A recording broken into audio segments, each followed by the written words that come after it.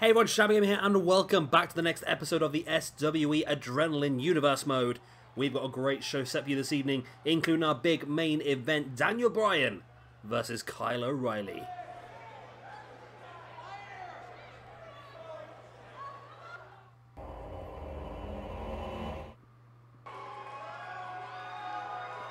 And here is our opening match of the evening, and a little bit of a rematch from All or Nothing. First of all, we're going to have a 6-man tag, and we are going to see some more of the Japanese strong style, such a dominant force so far in SWE, but the only force that was able to stop them happened at All or Nothing a few weeks back, and that of course was the team of Timothy Thatcher, Oney, Lorcan and Drew Gulak. Now unfortunately for that American side, Daisuke Sekimoto last week took it upon himself to remove Drew Gulak, essentially. He destroyed him, and then after the match also attacking him in the leg with a steel chair, which led to Drew Gulak being stretchered away. So Drew Gulak is not able to compete here this evening. However, Timothy Thatcher and Oney Lorcan have found themselves a partner, apparently. Someone who they feel can once again push the balance back in their favour. And who is it they're going to pull out of the bag here? Because it's going to have to be someone special, because Daisuke Sekimoto is just an absolute one-man wrecking crew. All three of these guys are, really. This is like a dream team. This is what would happen if the likes of Rock, Austin and Triple H will work on the same team. So like, this is a real... You think the Shield is good. The Shield is nothing compared to this threesome, I tell you. Is threesome the right word to use? It'd be fine. And first of all, then we have Oney Lorcan. Big fan of Oney Lorcan, I am. I really like him. I want to see some more from him in NXT. I know I say that every single episode, but I just feel like he's got a good future ahead of him. I feel like he might end up on 205 Live, to be honest with you, because he's that sort of guy that I think he might suit that sort of style, especially with the recent news that that Triple H is now in full creative control of 205 Live, which is actually a really, really good thing for us.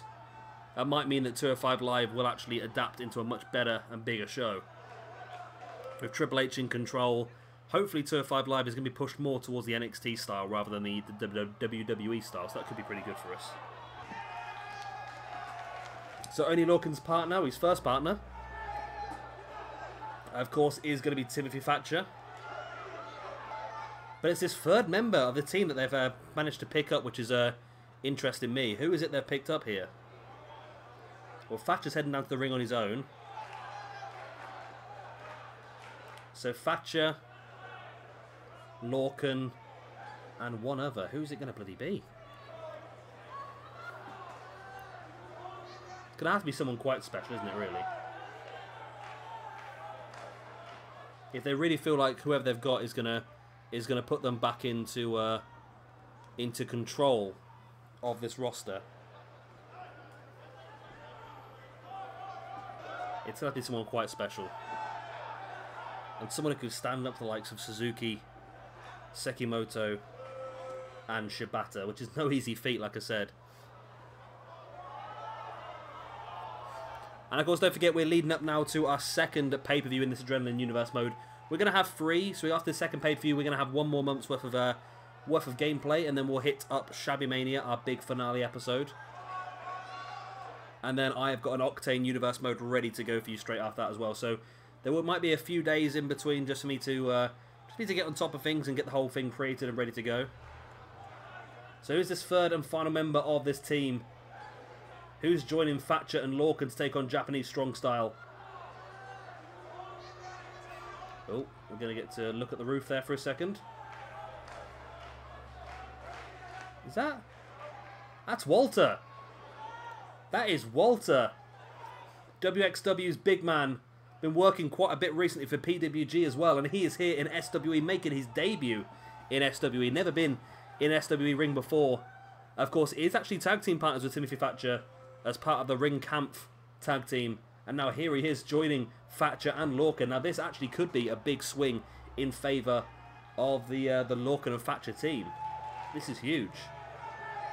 He's huge, and let's see what damage he can do here in his first match.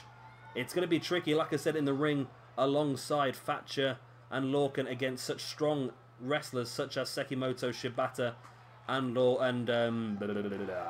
Sekimoto. But you've got to remember as well that that Thatcher and Walter are actually a tag team. So as much as we've said about how good the individual aspects of Japanese strong style are, they're still pretty young, pretty still used to getting together to work together. So it's let's say pretty young. It's pretty new, this tag team or this stable. So it's taken a while for them to really get to grips and sort of learn how to work together as a team. Where Thatcher and Walter have been working together as a team for a while and have actually held championships together as well. So it's useful. And Walter, you see the American side. I can't call him the American side anymore, can I, with Walter there? Because of course Walter is German. Maybe we should just call them Ring Kampf. Maybe we should just stretch it out and have Lorcan as part of Ring Kampf as well. Nice right hand and strong strikes there by Sekimoto and Walter, but then Walter just sending Sekimoto over the top. And of course this is a 6-man tornado match as well, so first pinfall or submission does get the victory. All men are legal, no countouts. As Walter on the outside now. Wow, gut-wrench suplex on Sekimoto. Maybe it's pretty even so far. Suzuki taking out Lorcan in the middle of the ring. Oh, I'm not quite sure that was good for Thatcher. Thatcher just running across and wiping Suzuki out, sorry, while he was going for a suplex on Lorcan. Oh, Lorcan now jumping on top of Suzuki, trying to steal the pin. Only for a 1 count. Sekimoto came back of the ring, getting caught now by Thatcher as Shibata rolls to the outside, trying to get a little bit of respite from the damage that's been caused to him. Oh, Walter just flattened Sekimoto. Suzuki now, though, after Lorcan, nice gut-wrench suplex. Incredible scenes here. Walter bringing Sekimoto back up to his feet, and Walter versus Sekimoto could be an incredible match that I'd like to see at some point. Nice fist right in the face there by Walter on Sekimoto. Oh, right hand right to the side of the face as well. As Walter now just wrenching at the neck of Sekimoto. Wow, what an addition to this Adrenaline roster Walter is. And what a start to the month PJ Toby's having. Daniel Bryan making his debut last week and joining Adrenaline. Now here we are with Walter joining Adrenaline as well. And look at that powerbomb on a man the size of Sekimoto now. Dropping him for the leg drop across the knee as someone decides to bid their horn outside my front window, which obviously is annoying. Thatcher now looking for a bow and arrow submission. He's got it locked in, but Suzuki does break it up. Sekimoto now trying to get some action on Walter, but Suzuki just comes straight in with a right hand on Walter. And now Suzuki, oh, draping himself over the top rope. Of course, he can only hold that for a few seconds, that.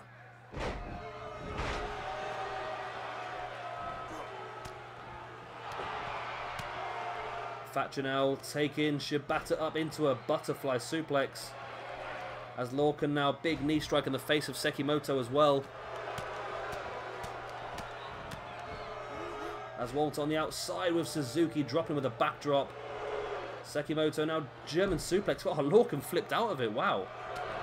As now the armbar locked in by Thatcher on Shibata. And there we go. Shibata taps out to Thatcher. And this team is looking insane now. The addition of Walter just seems to have made him a lot bloody stronger.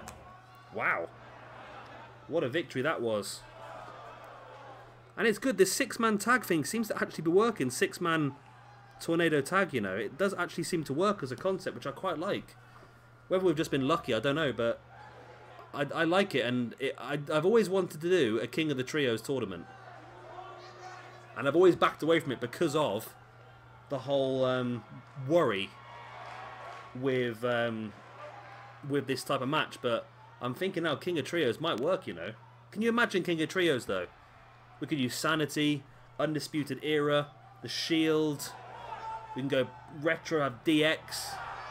We can have so many good teams. That might be an idea for, like, in between a universe mode, just having a King of Trios tournament. If 6-man Tornado Tag continues to work quite well like it does here, I can't see why I wouldn't do it. Even if it's just a shorter little period of time, I think it's still worth a look. And here is our next match of the evening, where Donovan Dijak will take on Enzo Amore.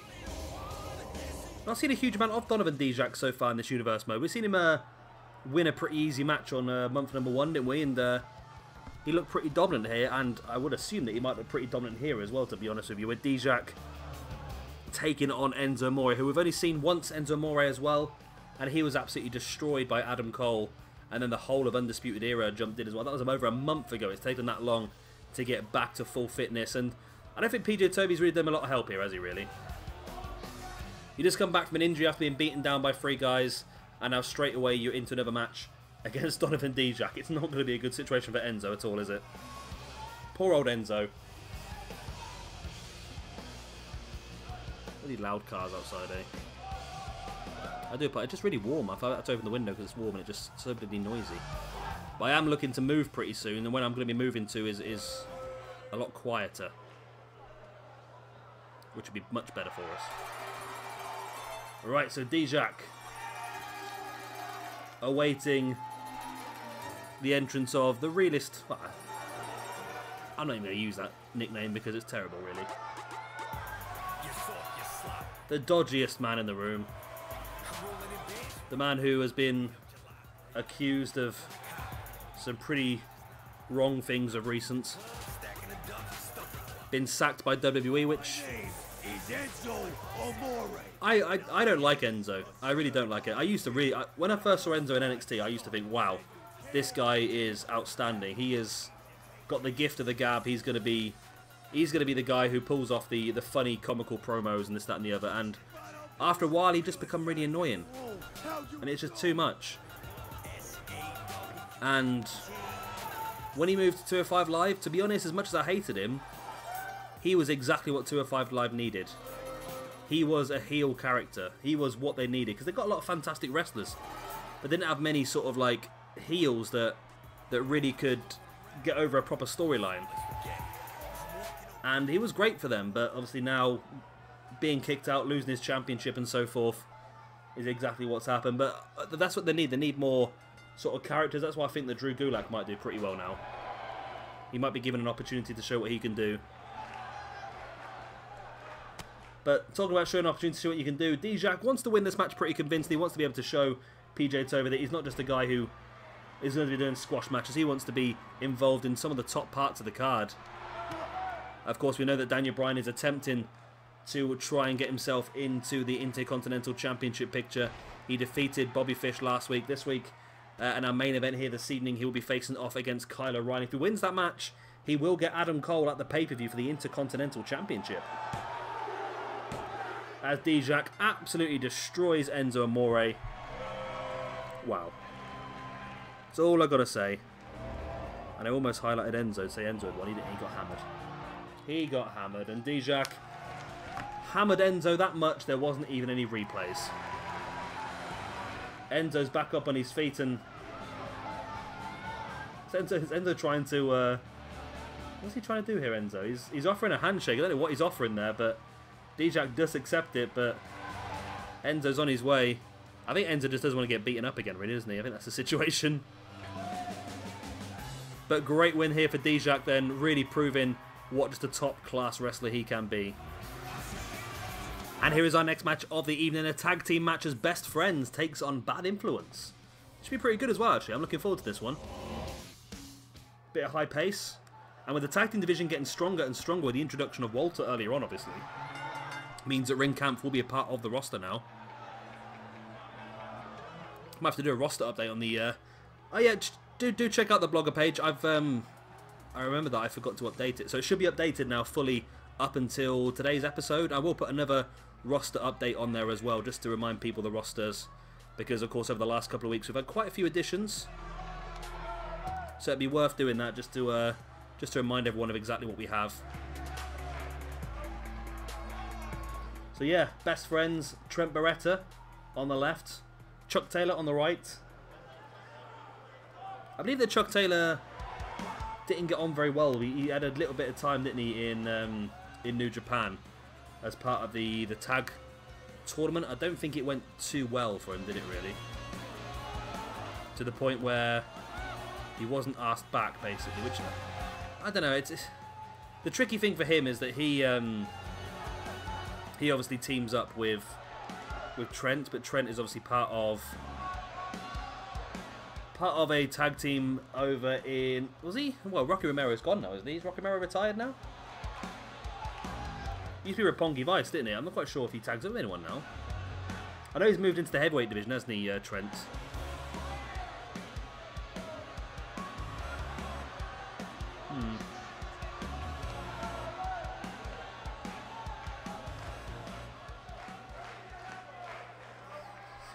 Here we go then. Chuck Taylor starting things off against Christopher Daniels.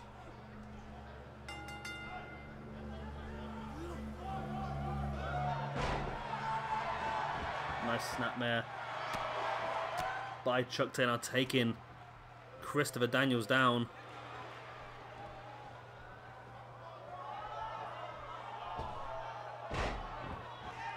And it's interesting with this one because Chuck Taylor is... I've never really seen Chuck Taylor as that sort of... it's going to sound a bit harsh. I've never seen him as that, like, amazing as a wrestler. He's a very good character. But he's never really been the top of a card, has he really? He's always been the sort of... the mid-card opener sort of guy. The solid guy that you know you can get a good performance out of.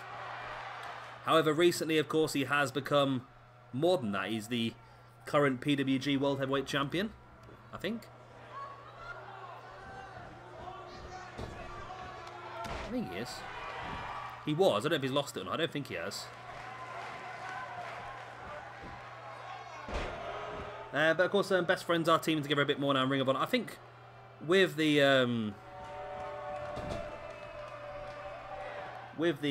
introduction, or with the retirement of Rocky Romero, that might allow Chuck Taylor a bit more time in New Japan. Of course, Trent's been there for quite some time now, part of the Chaos stable, isn't he?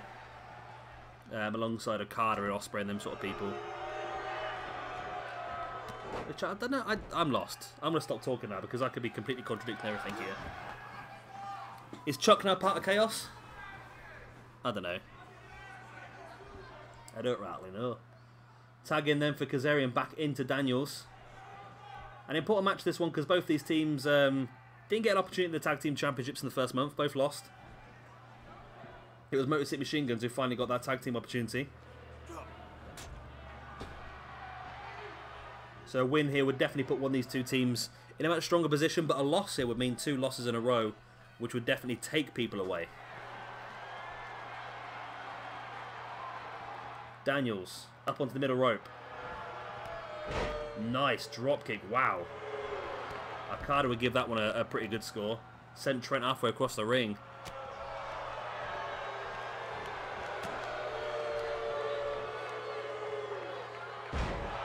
Sit out scoop slam there by Daniels. You see Taylor trying to get the tag in from Trent, but Daniels doing some great tag team work there, bringing Trent back over to his corner now, tagging in Kazarian and launching him into Trent with a crossbody.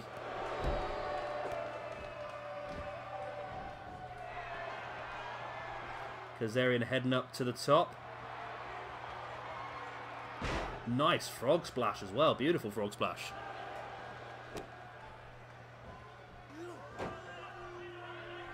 Wrenching back at the arm here by Kazarian on Trent as well. And of course, don't forget here this evening we do have the second of your World Cup matches as well. Another Fatal 4-Way elimination featuring Team Mexico, Team Japan, Team USA and Team Canada. And of course, last week USA picked up 4 points, Canada picked up 3, Japan picked up 2 and Mexico picked up the sole points. So Mexico need a great result here this evening to keep themselves in this tournament. We're also going to see AJ Styles versus Kevin Owens in a #1 contendership for the Adrenaline Championship. We've got Natalya versus Charlotte as well this evening. And of course, as I mentioned earlier on, the big main event we've all been waiting to see. Daniel Bryan takes on Kyle O'Reilly. And if Daniel Bryan wins that match, he will get a championship shot against Adam Cole at the next Adrenaline pay-per-view coming up for you in 2 episodes' time? 3 episodes' time? Yeah, it's one of the 2. It's one of the 2. It'd be fine. Taylor now sending Daniels back into the ring. And since the tag was made, Taylor's taken a bit more control. Trent was struggling. Taylor now, nice Indian deathlock on Kazarian. Taylor releases it, thinks he's done enough damage. Enough damage. And there's the eat defeat as well. Taylor in a strong position, and he's He's got Kazarian in a pretty good position as well for the pin, but decides sort of against it here. Which I don't know how wise that is. It's Kazarian trying to crawl across to Daniels, and Taylor taking him down with a boot to the back now. Looking to take him up. He was stalking him, maybe looking for the awful waffle, but doesn't quite get there as Kazarian dropping Taylor with the shin breaker. Kazarian back up into a pump handle gutbuster.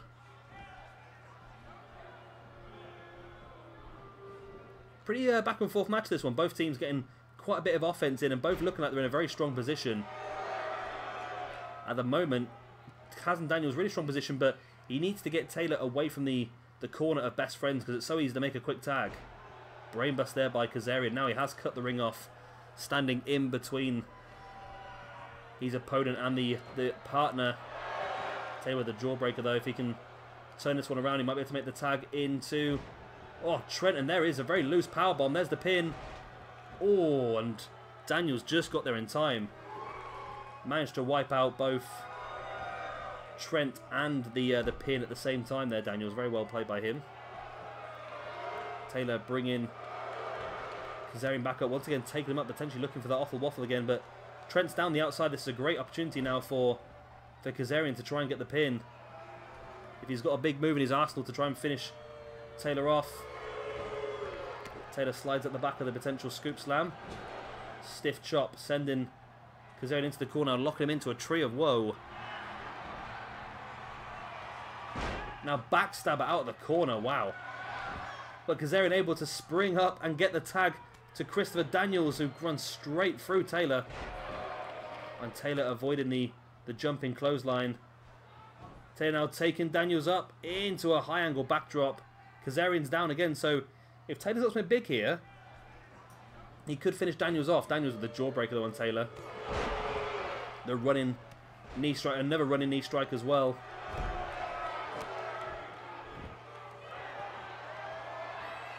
Daniels heading up top. There's the big moonsault. Not quite a BME like, but you know. Taylor fighting back with the right hand in the gut of Daniels. Now Daniels, nice snap suplex. And there's the hot tag into Trent as well. It's effectively one-on-one now with both. Wow, look at that drop kick, wow. It's effectively a one-on-one now with Kazarian just getting back up to his feet now on the outside.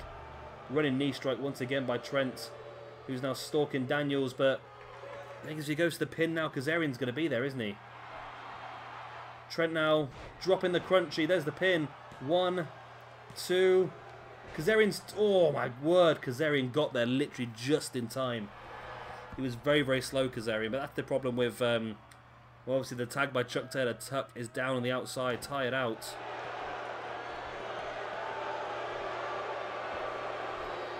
And now Daniels taking him up, looking for the Angel's Wings. There it is. And with Chuck still down the outside, that should be enough to get the victory for the 1, the 2, and the... No! Oh, wow, it was a free. Chuck is claiming to the referee that he got there just in time, but the referee's having none of it. The referee has said that it is definitely a free count, but it was really, really close, and there is the win for Bad Influence. Pretty good match, actually. Another good tag team match. Fucking blows to the bat there by Kazarian.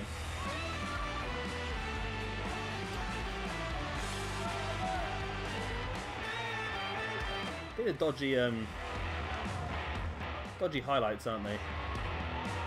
There was that knee strike in the face of Daniels. That was a real strong move, that was.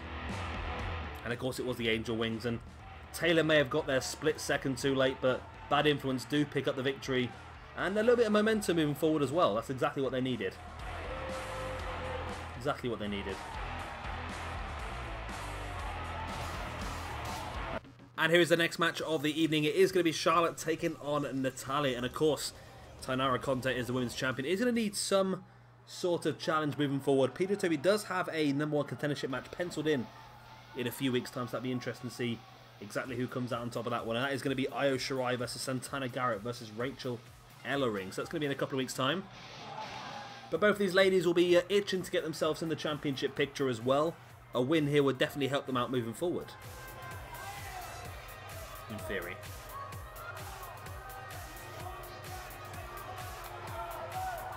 So, of course, Charlotte. I don't know who's actually rated higher in this one. I think it might be Charlotte. Natalya is very good. She's very well rated, which as she should be as well, because in fairness, she is. She's a very underrated, I think, Natalya. In my opinion, she should have held a belt for quite some time by now. But she's never really been given a really strong championship run, has she? She only have a championship run as a heel, hasn't she, really? Well, I think she deserves more.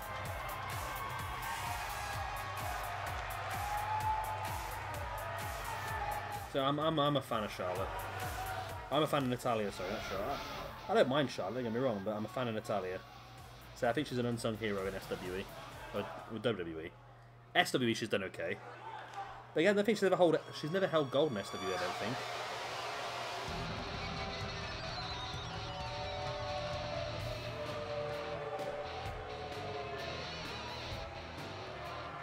And here comes Natalya then.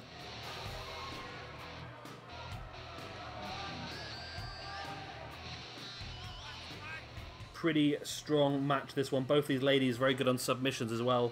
Of course, Charlotte liking to use the figure 4 leg lock as her father. And Natalya looking to use that sharpshooter, of course, like Bret the Hitman Hart used to.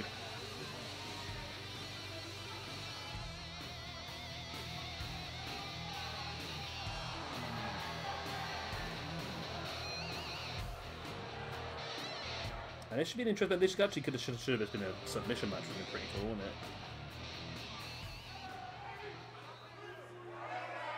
So Charlotte takes on Natalya.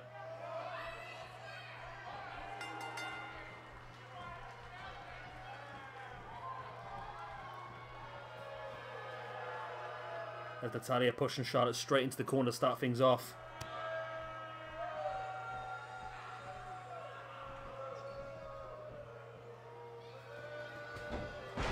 Good bit of chain wrestling to start things off as well. Both these ladies very competent in the ring, like I said. Of course, Natalya much more experienced than Charlotte. And that's what you get with Natalya. You put Natalya in the ring, you get a much more convincing, a much more solid performance, I think. Much more reliable performance. Some of these, and you got to think likes of Charlotte and so forth. They're good wrestlers, don't get me wrong, and Sasha and that sort of people, but they are prone to making mistakes. Because a lot of them are sort of rushed into it. And I think obviously the women's revolution needed to happen. But I think a few of the women really could have done with some more time in NXT just to develop themselves. Like you watch some of the newer girls on the main roster now. People like Sarah Logan, for example. I like Sarah Logan. I think she's really good. But every now and again you can just see she's very, very green and still needs some more training. And you saw the same thing with Carmella in the Rumble. She had a whole little segment which just didn't look right at all, did it? And again, she probably needs a bit more training. I don't think they get a chance to, do they? When you move up into the main roster, you're pretty much just working house shows every night, aren't you? So there's not a lot of chance for training. Everything sort of has to be done in the ring, whereas on NXT, you are just training solid, aren't you? So maybe that's something they need to look at for the next level of promotions. But at the same time, they had to promote some people because they had to strengthen the women's division up, really, because it was pretty small, especially moving up towards the Rumble. They needed a bigger amount of women on there. But you know with Natalya, you are going to get something completely solid. You know exactly what you're going to get. And Charlotte is very good. She pulls off some fantastic things, but at the same time, like I said, she needs to maybe just a little bit more just training, just to sort of what am I actually trying to say here? Iron out a few kinks is probably the best way of putting it. Like we're seeing her go for like a big moonsault on a few occasions. It's fantastic when it hits, but sometimes she's a few inches either side of where she should be, and it's just dangerous in the end, isn't it? One count there by Charlotte on Natalya. And of course, don't forget, we've still got 3 more huge matches for you. Next up, we've got AJ Styles versus Kevin Owens in an adrenaline #1 contendership match. After that, we've got the World Cup match, the Fatal 4-Way Elimination between Mexico, Japan, America, and Canada. And then, of course, our main event, Daniel Bryan versus Kyle O'Reilly, one-on-one for the first time inside an SWE ring. And, of course, if Daniel Bryan wins that one, he will get himself a championship match against Adam Cole for the Intercontinental belt at the next pay-per-view. As Charlotte now lining it up.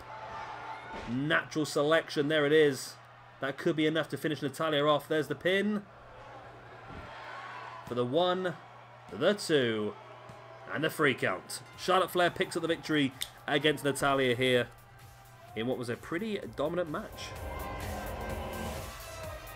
Even the SWE people backstage are trying to hold Natalya down. Natalya's back up on her feet and... Oh, Natalya trying to take Charlotte out, and Charlotte just cleaning house of Natalya. Nice. Charlotte dominating. Natalya, it's just not your night, is it? Not your night at all.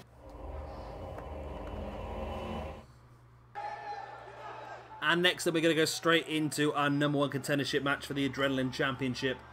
First up then is going to be the phenomenal one. Of course, fresh off a championship match at the pay-per-view, AJ Styles. Boom. So he had a championship match against Samoa Joe at the pay-per-view. There's Sami Zayn. Whoa, wow. Kendo stick right in the back there by Sami Zayn on AJ Styles. Zayn rolling Styles through as well, and Styles are really glitching through the ramp there, isn't he? Zayn sort of backing away from Styles now. He's slowly getting back up to his feet, and Zayn catches him once again with a drop kick in the leg. An elbow in the spine of Styles, who drops straight through the ramp. Is very glitchy in this arena, isn't it? Whoa, whoa, whoa, whoa. Zayn just saving AJ there.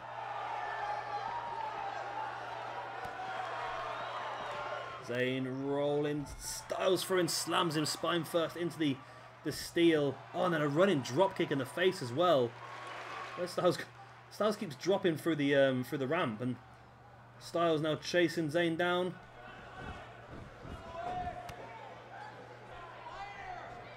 Zayn continuing to assault Styles. Oh wow, what a boot right in the face. Wow.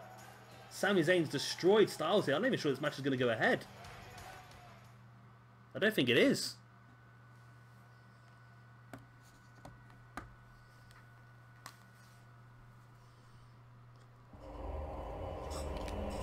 And here's our next match of the evening, and it is going to be our Fatal 4 World Cup match, as we see Aerostar, Kushida, Johnny Gargano, and Petey Williams. I'm assuming you can guess what nation's which, can't you? So, first things first. Or first person's first, should I say. And the first person is...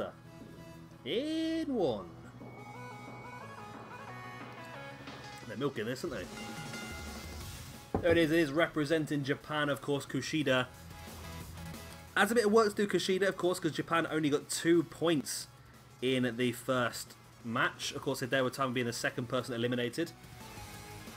The first match was very interesting. If you've not seen it, I would suggest going back and checking out the previous episode, but essentially it was Hideo Itami, Austin Aries, Dragon Lee, and Bobby Roode. Aries eliminated everyone and went on to win the match. But Aries worked pretty well with Bobby Roode, of course, the Dirty Heels, a former tag team over in TNA, former tag team champions over in TNA. They worked together until they were the final 2 left, and that was a really clever play by those two. So they guaranteed themselves 4 and 3 points. Of course, America getting the 4 points, Canada getting the 3. So Itami getting knocked out second. He only got 2 points, which doesn't put Japan completely out of the picture, but it means that Kushida needs to do well here this evening, and the Japanese contingent representing next week needs to do pretty well as well.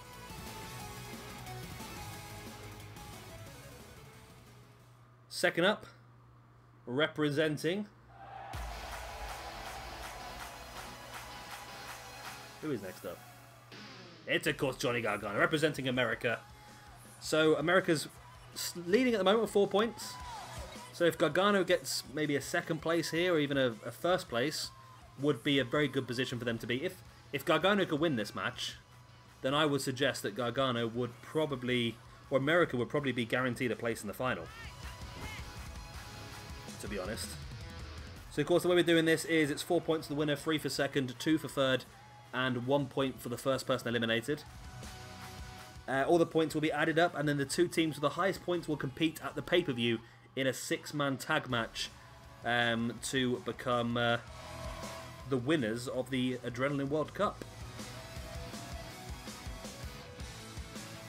I'll tell you what, I bet Team Japan are wishing they had a Japanese strong style instead, the way they're going. Then again, they got defeated earlier this evening, didn't they? I don't think they were really ready for the debut of Walter, were they?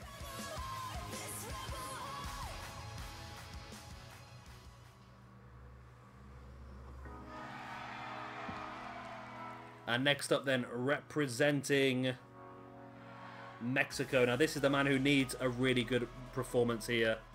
Aerostar. With Dragon Lee being eliminated first last week means Mexico's only on 1 point. Which means that a poor performance here by Aerostar. If Aerostar gets eliminated first here again, I would say that Mexico would be out if Aerostar gets eliminated first. It's a lot of pressure to put on Aerostar. And the man who will be representing Mexico again next week. Next week is this is more of a cruiserweighty sort of match, this one. Next week is a much more of a big, brutish, strong style match. So that'll be very interesting as well. Here comes Petey Williams then representing Canada. The team that came second last week got 3 points already on the board. So Petey Williams in a decent position. A good performance here. Again, maybe a first or a second would really put Canada in a very strong position as well. If he was second eliminated, only got the 2 points, they wouldn't be out of it, but it would make it interesting for next week's man who needs to get the points. Petey Williams will be looking pretty good here. We saw Petey Williams and Bobby Roode, of course, who represented Canada last week, teaming up a few times so far in this SWE, and that could be another pretty strong tag team that we do see in SWE. PJ Toby's tag team division is getting stronger and stronger and stronger by the week, isn't it? So then, Kushida representing Japan, Gargano representing America, Aerostar representing Mexico, and Petey Williams representing Canada. This is the big match we have all been waiting for. How will the points look at the end of this one? That's the big question. Because at the end of this one, you could be out of the competition. You could be through. And if the likes of America or Canada can get another strong performance, then it could be a very one-sided tournament, this one, couldn't it? I'd like to see Japan and Mexico do pretty well.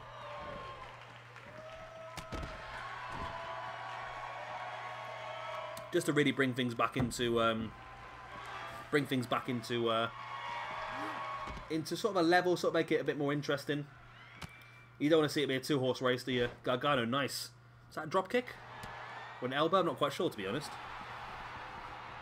And that's the big thing here for Canada and America as well. You see Gargano and Petey Williams in this side of the ring. They know if one of them can eliminate the other one, there's even more of a bigger gap there. If the US or Canada only receive 1 point in this match, then it means that the other side, the other nation, can really try and pull away as Aerostar. This is risky, Aerostar. Wow. Phoenix Splash from the top to the outside. That was very risky.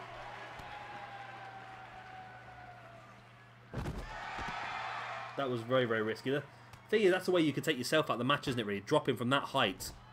Even if you land it right, it's going to bloody hurt still. Now, of course, this is 4-way elimination, but pinfalls and submissions only count inside the ring. So at the moment, no one... Well, prove me wrong. I was going to say no one was in a chance to get an elimination there, but now Petey Williams and Gargano are back in the ring. And this could be clever here by Japan and Mexico. Staying outside the ring like that might mean that they're going to stay away from potentially being eliminated early on. Because you have to... There's no count-outs. And you have to be pinned or submitted inside the ring. So staying outside the ring means that you effectively can't get knocked out. Petey Williams now, big forearm in the face of Johnny Gargano. And now Canadian Destroyer. Wow. If Gargano gets eliminated first, that would really throw a spanner in the works of the US.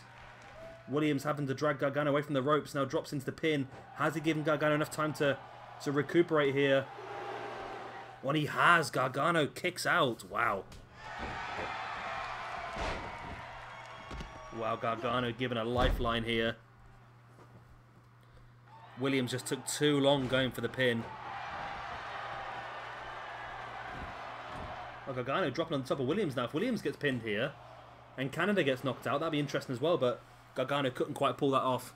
Williams had enough left in the locker, but both Williams and Gargano struggling here. And wow, Kushida just knocking Aerostar off the top. Gargano springboard splash to the back of Petey Williams. Kushida now on the back of Gargano, dragon suplex.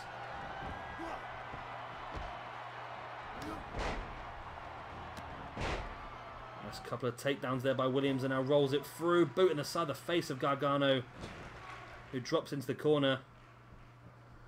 And now Kushida, big slap on the chest, and Aerostar on the outside. He needs to hold on this one to try and bring Mexico back into this competition. Big forearm in the back by Kushida, now rolling. Oh, nice Chaos Theory German by Kushida on Petey Williams. Oh, Gargano reversing the Hurricane into a powerbomb on Aerostar. These guys know what they need to do really is just survive at this point in time.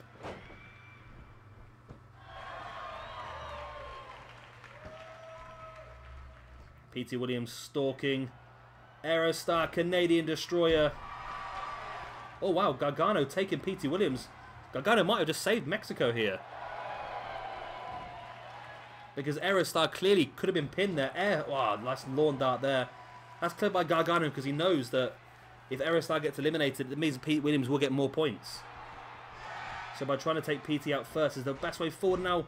Kushida locking in an armbar on Petey Williams. Will Petey Williams tap here? Is he going to tap? No, Petey Williams breaks free from the armbar. And now Williams is dropping on the pin on Kushida. Has his feet up on the ropes. Well, referee doesn't see it, but Kushida able to just push, bench press Petey Williams off.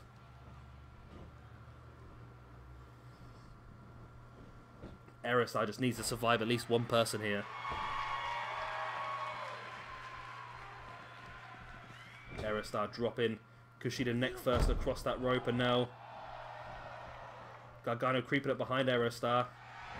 Launches him over the top. And what is Gargano going to go for here? Oh, backdrop across the apron, the hardest part of the ring. Petey Williams, oh, Inseguri threats to the side of the head of Kushida. Still nobody eliminated in this match yet. And now Gargano and Aerostar on the outside. Good protection for the pair of them. Petey Williams bringing... Oh, nice. Bringing Kushida up to his feet and now rolls him over into the sharpshooter. Kushida in danger here. Is he going to tap? He's been the first one eliminated. Oh, Kushida's holding on. Can he hold on for long? He does. He manages to roll it back through.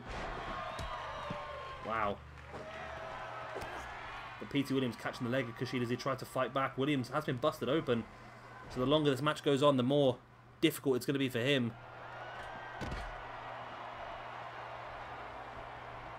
Oh, Petey Williams. Oh my god, super German on Aerostar. Wow. That was brutal. Where's Kushida gone? There he is. Gargano now taking Aerostar up. Oh, package brainbuster. That could be all for Aerostar. No, Aerostar kicks out. Wow. He needs to. That could have been bad for him. Oh, Saito suplex by Gargano on Aerostar. And Aerostar here is in danger. I think he's going to be the first one eliminated again, isn't he?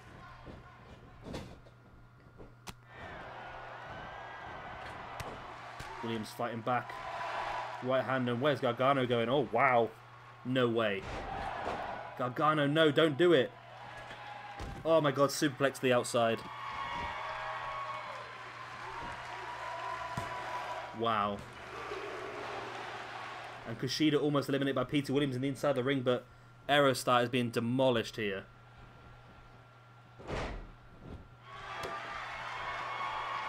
Gargano now dropping Aerostar face first. As Kushida gets demolished as well. It looks like Canada and America once again just destroying their opponents.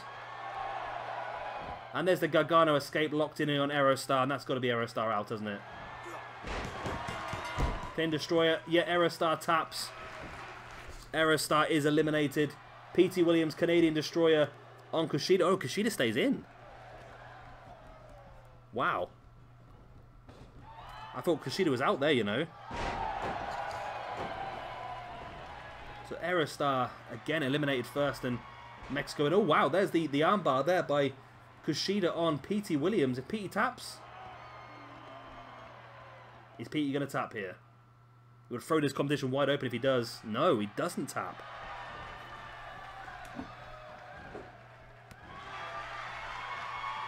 Kushida gets a knee right in the gut. As Aerostar looks to leave. Mexico could be out of this. I'm not saying they're definitely out of this because things could go their way next week, but it very much depends on the order of eliminations here as well. But what Mexico really need is for USA to win this. And maybe for Canada to be eliminated next. That would bring Canada and Japan both up to 4 points, potentially. So it would be potentially still possible, mathematically. But it's not going to be easy. A nice neck break out the corner there by Gargano on Kushida. And Gargano, once again, knows how important it is to try and get Petey Williams eliminated first. Because Petey Williams is the closest... Canada is the closest to America so far in the tournaments. Wow, lawn dart once again there by Gargano to the face of Pete Williams. And Pete Williams is pretty busted open already. And that lawn dart is not going to help the situation too much. Petey with the back elbow. Now tripping Gargano over now. But Petey can turn this around and put Gargano out and get him to tap out. This could be interesting. Sharpshooter locked in and Gargano does tap. Wow, the USA settle for just 2 points in this second round, which puts them up to a total of 6 currently. So Canada can go even with USA if he comes second, but they can go ahead of USA if Canada wins here. Saito suplex there by Petey Williams on Kushida. Tell you what, a Kushida win here would really throw this competition open. Nice right hand in the gut there by Kushida on Petey Williams. A hook in the leg. Fisherman's Buster. Hooks the leg for the pin as well. 1, 2. Oh, only a 2 count. Wow. Yeah, so if Japan wins this one, they'll move up to 6 and move to equal points with the USA. And Japan will actually go joint top. No, actually, if Japan wins this one... then Japan, Canada, and USA will all be joint top on 6 points. Wow. Mexico down. I think this would, if Japan wins this, I think Mexico will be out, I think. I'm pretty sure.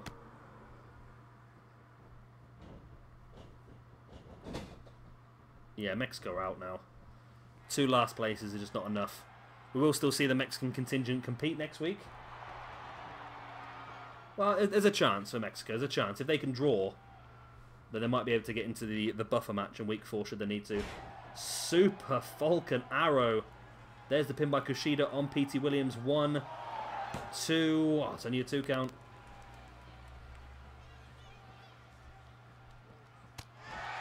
Big right hand in the gut there by Petey Williams on Kushida.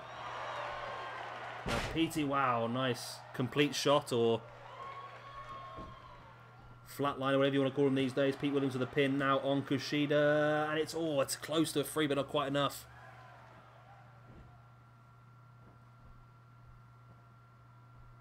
Petey Williams now just wrenching back at the arm of Kushida. A wise move, because if you damage the arm of Kushida, that's less pressure he can potentially put on with an armbar. Oh, Kushida out of nowhere there with a Hurricanrana. Bringing Petey Williams back up to his feet. Petey Williams fighting back. Kushida now, and then he does duck the punch into the armbar once again. This is the 3rd time he's locked Petey Williams into it now. Petey's got to tap this time, surely. He does, and Kushida gets the win. Which does mean... yes, it does. The table now looks like Mexico on 2 points at the bottom. Then Japan, USA, and Canada all joint top on 6 points. So Mexico is now officially out because the most they could win from the next match is 4. So Mexico are definitely out of the tournament. However, Japan, USA and Canada, depending on how it ends up next week, we will know the finalists. And there won't be a buffer match now because there won't be. It's not possible for a buffer match now. So yeah, we'll know basically at the end of next week's episode who will be fighting out at the pay-per-view for the championship, or the crown of Adrenaline World Cup winners. Great win here for Kushida, considering that Itami got knocked out second last week. Kushida really needed this win to bring Japan back into the tournament, and now they rely on next week's Japanese entrant to push them through to potentially the finals. And here we go, the main event of the evening time. Daniel Bryan takes on Kyle O'Reilly. And of course, if Daniel Bryan does pick up the win here this evening, he will get a shot at Adam Cole at the pay-per-view for the Intercontinental Championship. Now, essentially, if you didn't see it the other day, Adam Cole came out and was bragging about how dominant Undisputed Era were and how they were holding a lot of gold at this point in time, and nobody could really match them. He also put forward a challenge for anybody who wanted an Intercontinental Championship match. They would then have to go through both Bobby Fish and Kyle O'Reilly first. Essentially, Adam Cole saying that he didn't want to just face off any old Tim Doc and Harry, any old Tom, Dick or Harry. He decided that he wanted to only face off against real competitors, and to do that, he created that vetting process. And then out of nowhere, the music hit, and out came Daniel Bryan for his debut and accepted Adam Cole's challenge. And now Bryan, this evening, after defeating Bobby Fish, gets the chance at Kyle O'Reilly.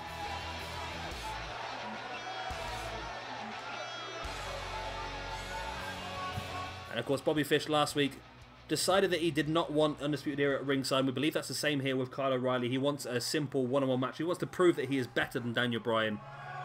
And I believe that he is going to be honoured here. Yes, Kyle O'Reilly is alone. And I told my little story, didn't I, in the last episode? If you didn't see that one. Basically, just what I remember from some indie shows that I watched before. It was Dragon Gate USA was one of the first indie shows I ever had on DVD. And it was a great show, and it was Daniel Bryan's last appearance on the indie scene before heading over to WWE. And he pulled a promo at the end of the show saying about how he was moving to WWE, but he wanted to leave the indie scene in the hands of a very capable wrestler, and he did. He left it in the hands of Davey Richards. And then a few years later, at a PWG event, Davey Richards pulled the exact same promo and left the indie scene in the hands of Mr. Kyle O'Reilly. So, essentially, Kyle O'Reilly is Daniel Bryan's protege's protege, if you look at it that way. Because I do think Davey Richards and Kyle O'Reilly lived together for a while. I think Davey Richards was training Kyle O'Reilly. Oh, this game. It was all going so well here this evening, and now just too much glitchiness is going on. How simple. I've been really looking forward to this match, and it just bloody glitching out so much. Basically, they just got stuck. They fought outside, and they just fell through the ramp. You know, we saw earlier on with the AJ Styles situation. They fell through the ramp, and both of them couldn't move. They were just jammed, and they ended up getting double counted out. It was just a mess. It was just a bloody mess, I tell you. But we're back now. This is going to be the one. Daniel Bryan versus Kyle O'Reilly. The dream match I've been waiting for is finally happening here at SWE. Nice butterfly suplex, holding the grip. Rolling through with a cartwheel for the trifecta. Well, 2 butterflies and 1 butterfly DDT will do.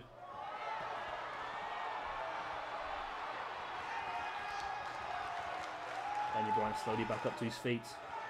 O'Reilly just staring at him, willing him back into the ring, then caught him with the right hand right in the face, knocking him down to the outside.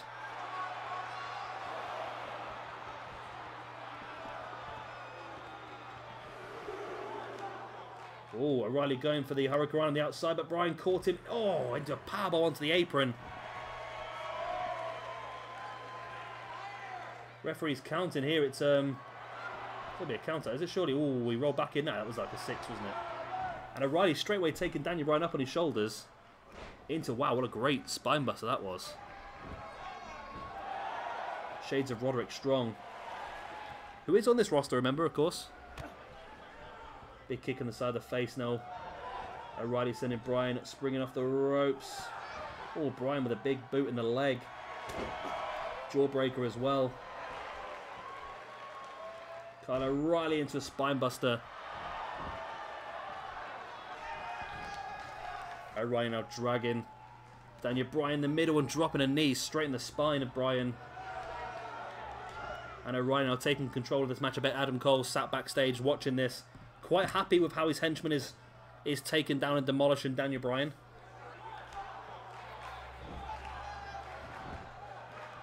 Pin here by Kyle O'Reilly. Only a one count. Bryan's not be that easy to keep down, is he? Oh, what a roundhouse to the side of the face that was. Reilly taking Daniel Bryan up. Oh, just slamming him into the turnbuckle pad. Reilly now heading up to the middle rope, and Daniel Bryan in big trouble here. Oh, he says, as Bryan rolls out the way.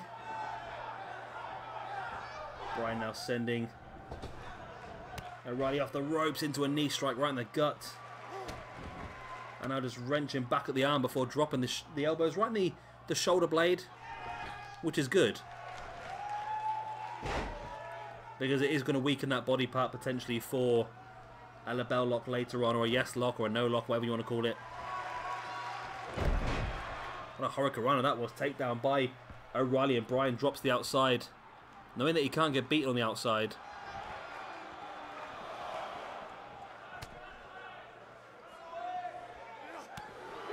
Big knee in the gut of Daniel Bryan there by Reilly, now taking Bryan up, but Bryan fights free and sends Reilly face first into the apron, and now looking for an aeroplane spin, rocking the old school here. Boom, dropping Reilly flat on his back.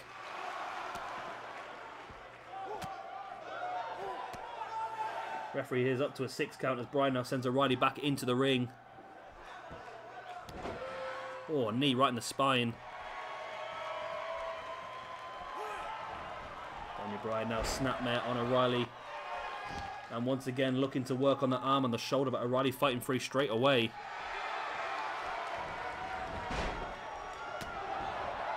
Before dropping another elbow right in the shoulder blade of Reilly. Reilly back up on his feet as Bryan caught him with the elbow. Went for the kick, but Reilly fighting back. It's just a bit of a scrappy match, this one, isn't it, really? Not much action going on, is there?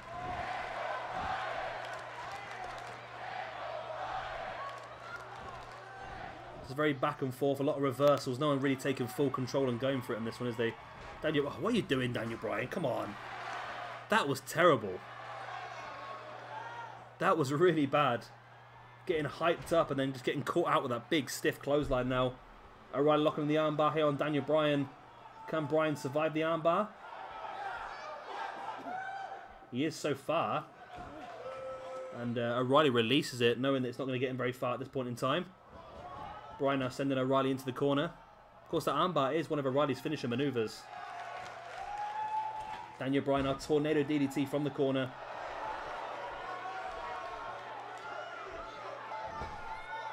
What's Daniel Bryan up to here now?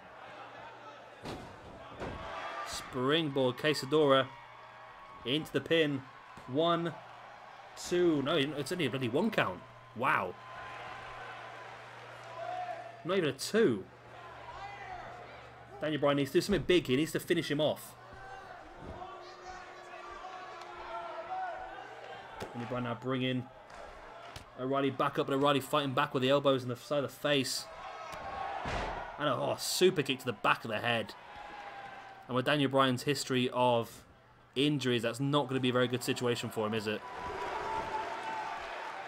When you get a super kick to the back of the head, you can't prepare for it. You can't get ready for it, can you? Because it just hits you hard. Reilly now stalking the grounded Daniel Bryan. Went for that jumping clothesline, but Bryan avoided it. Bryan with the kicks now in the thighs, the calves. Reilly drops down as Daniel Bryan, vintage Bryan, with a boots across the chest. And a big roundhouse to the side of the head to finish it off. And now Bryan stalking Reilly. I don't think the game got that right, did it? I think it was going to go for the knee strike, but instead it went for the bell lock, and it's locked in now. Submission hold, but made Bobby Fish tap, and it also made Kyle O'Reilly tap out as well. And Daniel Bryan has just earned himself a championship match against Adam Cole at the pay-per-view for the Intercontinental Championship. Wow.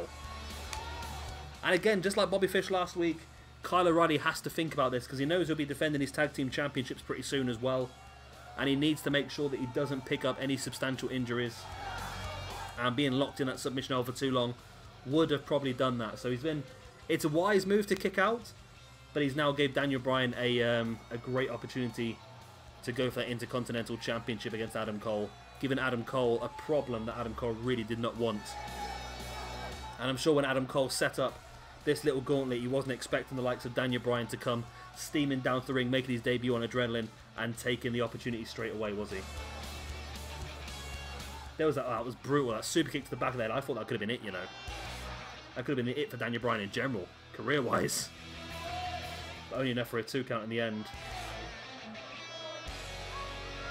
Brutal.